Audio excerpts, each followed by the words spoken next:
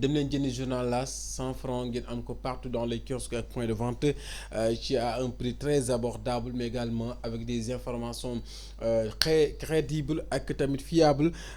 par rapport donc ak li nga xamante moo di lépp par la grâce également de nos li nga xamante ni moo di sunu ay journalistes xarañ techniciens yi ak ñu mën di doon toute l'équipe rédactionnelle bu groupe 3M communication. voilà L'As nag dafa ñëw ci xëtamu njëkk ci élection yi nga xamante ni. ci la ñuy génn ci opposition bi nga xamante ni gis nañ ne dañoo am chef de l'opposition à la 3e place kon Amadou Ba daal statut am boobee su moytul daal nañ jàpp ne kon dana ko tàggu ndax nag wax dëgg yàlla jamono jilee gis nañ dëgg nag nërmeelu nga xamante ni nërmeelu ko ci élection yi nga xamante ni moom la ñu génn di législative yi barki démb ci dimanche ji 17 novembre 2024 di élection législative anticipée loolu nag ay jàngatkat yéey nañ ci yàbbi ku ci mel ne Bakary Domingo Mané moom nee na nag gars yi yóbboon fu Amadou Ba àggul ci statut ndax nag wax dëgg yàlla la ko war a may amu ko rawatina base ba ak la ko war a mën a tax dëgg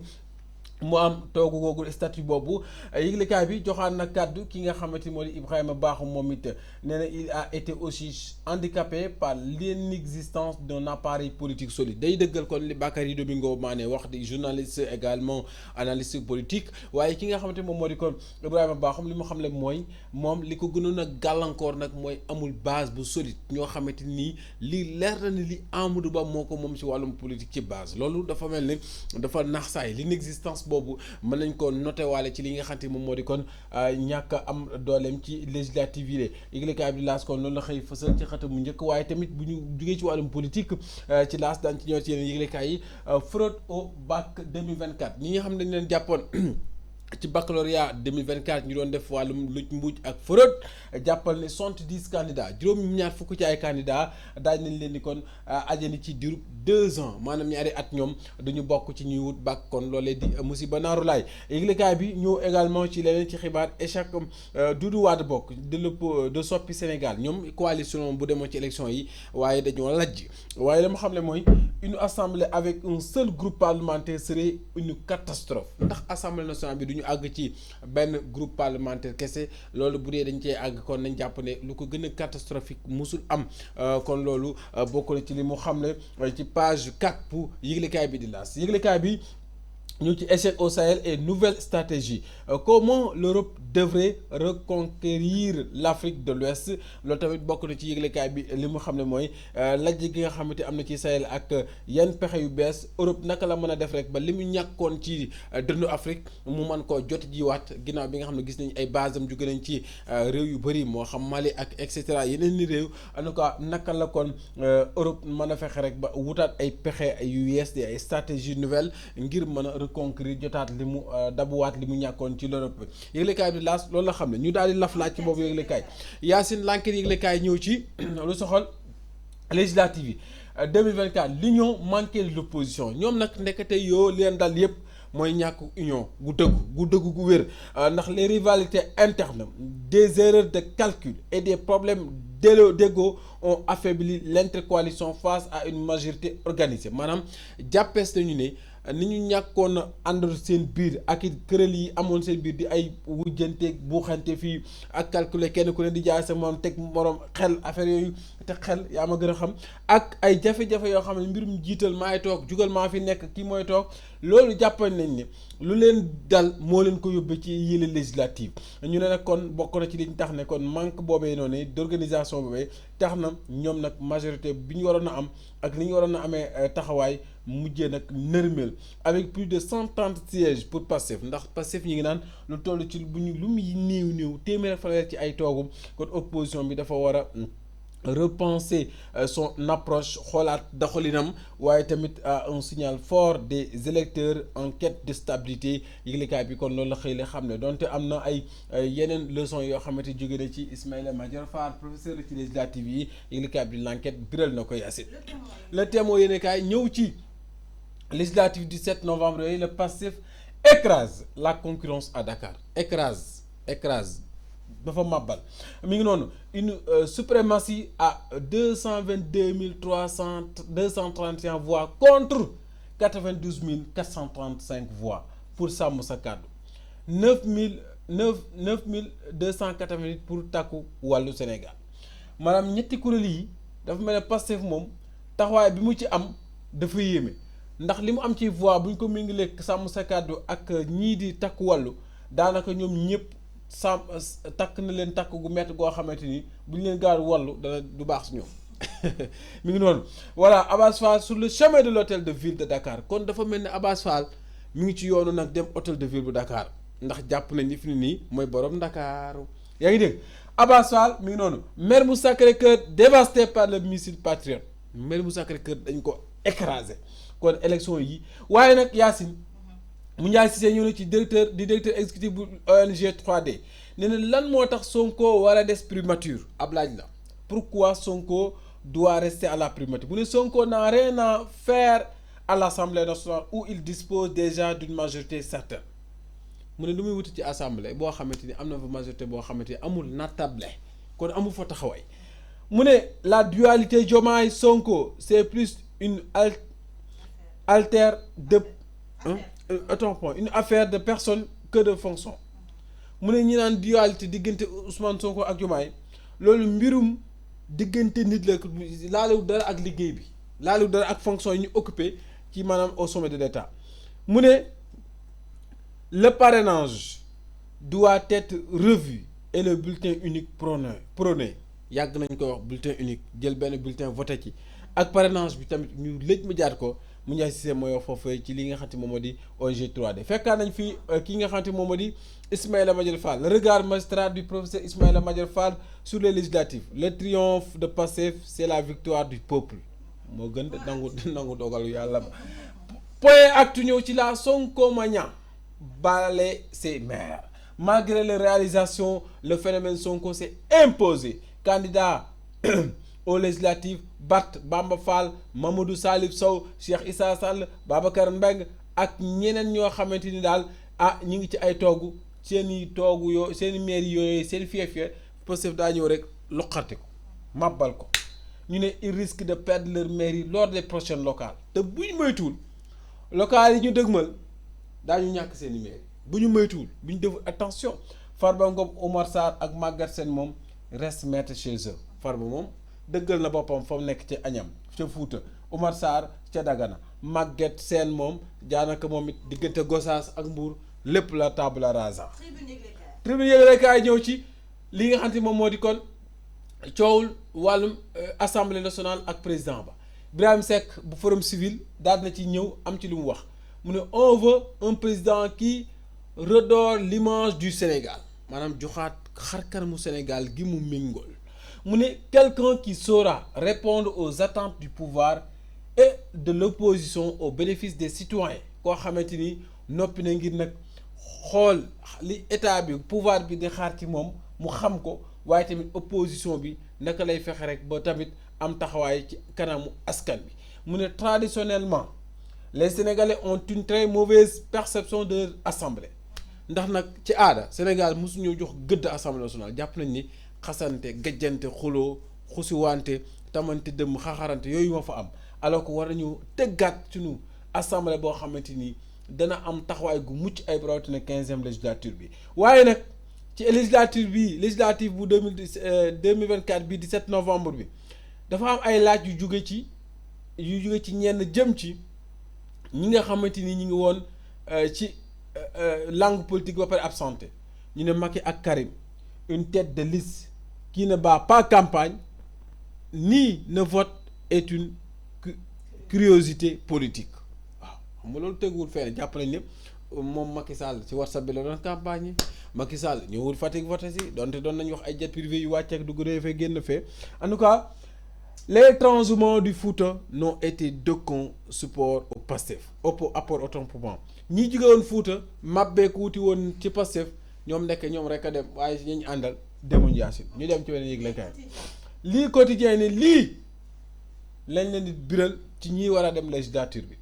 composition provisoire de l'Assemblée nationale liste des députés de la 15e législature ca kanam Anta Babacar Ngom Dakar mi ngi noonu liste nationale bi Mbeng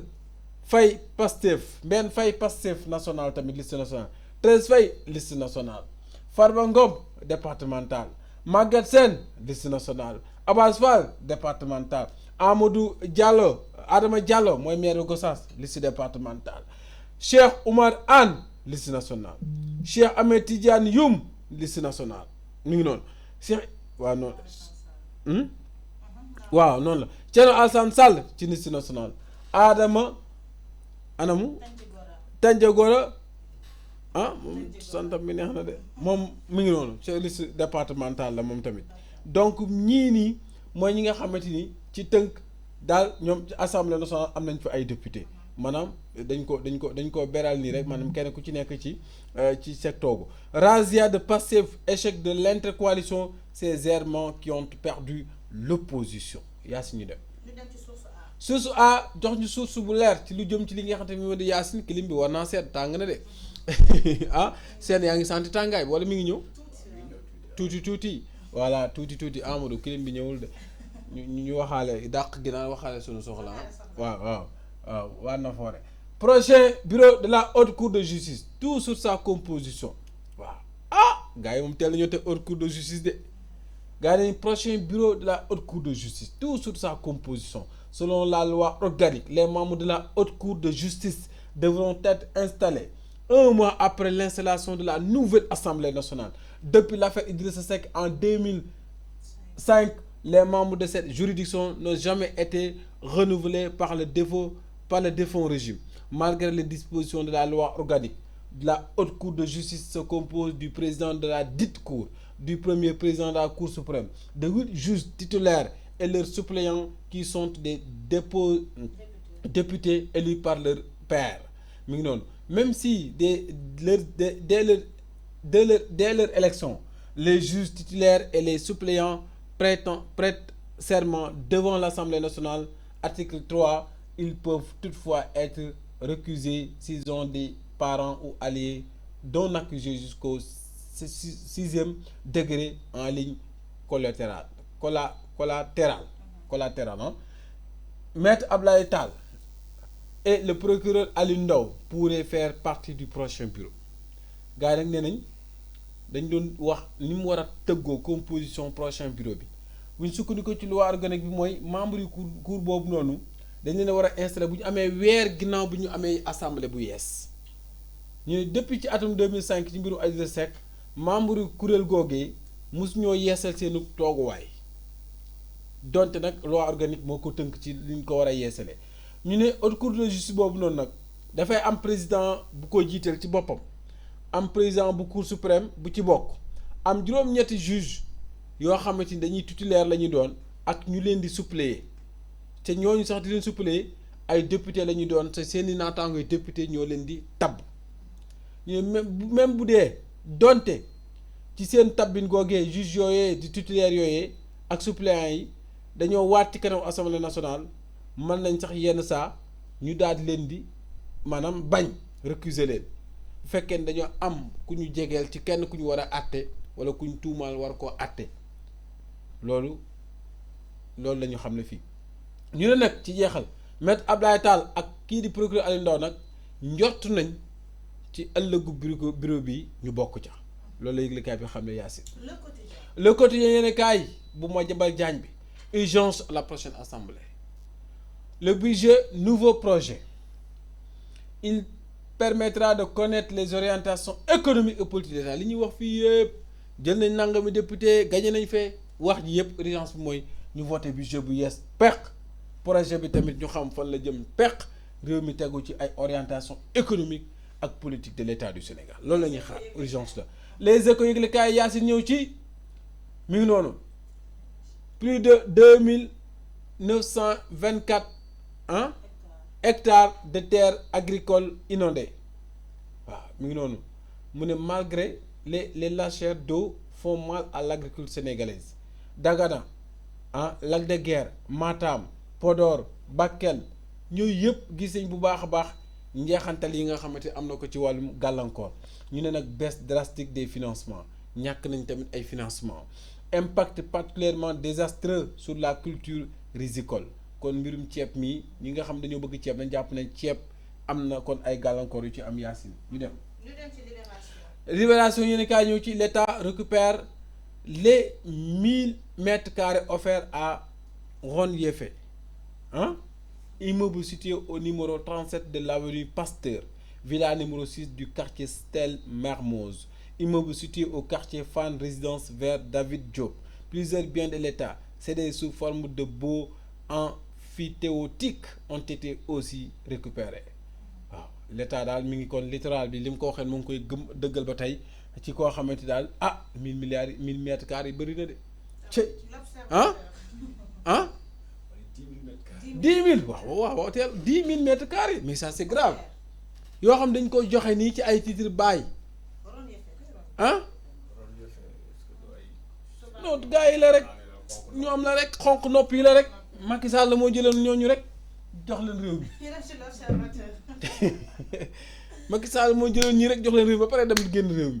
L'Observateur ñëw ci mi ngi noonu polémique l'OFNAC livre les raisons de la non publication du patrimoine de Sonko. Politique Pastef les secrets d'une stratégie payante ne nag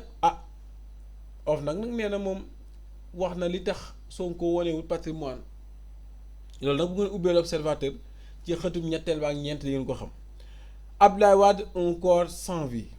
À presque 100 ans, Maître Abdoulaye Wade est toujours sollicité par les leaders politiques qui cherchent à renforcer leur position. Mais cette surexploitation de son image divise autant qu'elle renforce le lien indéfectible du patriarche à sa passion politique. Toutefois, ces dernières images publiées ont été perçues par certains comme une scène poignante, tandis que d'autres en ont été absourdis. Frôlant l'indignation, l'Obs a mené l'enquête pour comprendre les raisons derrière cette sollicitation abusive. Lan moo tax daal ñi nga xamante ni ñooy Abdoulaye léegi mu am téeméeri at yàlla fi yàgg te wér tey jii la gaa yi gën a daw ci kawam ñenn ñi di ko jëfandikoo ci wàllum politique donte dina am njeexante ci ñenn ñi loolu nag Observateur def na ci gëstu gu yaatu ak photo bi nga xamante ni image bii wane nañ ko ci yëglekaay bi di L'Observateur Yacine ñëwaat mayaat ma Observateur am na lu ma seen foofu de waaw mayaat ma Observateur waaw mi ngi noonu yow yii rekk la sax xoolal yow ku la yow Fatou yow ku la tegloo loxo fii yow Fatou yow ku la tegloo suuri fii yow Fatou mi ngi noonu série télévisée et clip vidéo enquête sur l'expersexualisation de la femme dans le milieu audiovisuel yaram yëpp nga ca biti waaw ça c'est grave ci série yi ci clip bi jigéen ñi daal dañuy bàyyeeku nii Observateur ala nga doon waxati vivre avec la culpabilité et immersion dans la vie des parents qui ont tué leurs enfants 11 billahi mina seytaani rajiim ñu dem tàggat yaram la ñuy dem mu ngi noonu Sénégal ak Burundi 2-0 mi ngi noonu la passe de 5 jours de 5 autant pour moi pour les Lions mi ngi noonu doublé de Habib Diarra homme du match. Le Sénégal termine en tête du groupe L avec 16 points sur 18. Le Burundi termine lui à la 3e place à la liste des 24 nations qualifiées pour la CAN 2025 contre Sénégal gàcce ngalaama sous l'ère Pape Thiaw qui prend l'intérim actuellement ak ginnaaw bi ñu limogé kii di Aliou Cissé. Voilà c'est ça donc ce qui met en terme cette revue de la presse bi nga xam ne amoon nañu mbégte ànd ko génn avec votre dose matinale tout à l'heure ñu ñëw de façon très détaillée et très ample sur donc les commentaires.